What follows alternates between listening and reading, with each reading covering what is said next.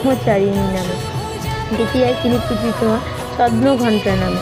চতুর্থীতে তিনি পূজিত হন কুষ্মাণ্ডা নামে। পঞ্চমীতে তিনি পূজিত হন স্কন্দমাতা নামে। ষষ্ঠীতে পূজিত হন কাত্যায়নী নামে। সপ্তমীতে পূজিত হন কালরাত্রি নামে। অষ্টমীতে তিনি পূজিত হন মহাগৌরী নামে এবং নবমী তিথিতে পূজিত হন সিদ্ধিদাত্রী নামে। তবে আমাদের বাংলায় সম্পূর্ণভাবে নবরাত্রি ব্রত পালন করা হয় না। নবরাত্রি ষষ্ঠী থেকে শুরু করা হয়ে নবমী পর্যন্ত আদ্যশক্তি মহামায়ার পুজো করে দশমীতে বিসর্জন দেওয়া হয় হিমালয় কন্যাকে। এরপর শুরু হয় আরও 1 বছরের অপেক্ষা। তো 2025 সালে দুর্গাপুজো ষষ্ঠী পড়ছে ইংরেজি 28শে সেপ্টেম্বর এবং বাংলার 11ই আশ্বিন 1432 রবিবার সকাল 10টা 43 মিনিট পর্যন্ত। শাস্ত্রমতে ষষ্ঠী তিথি থেকে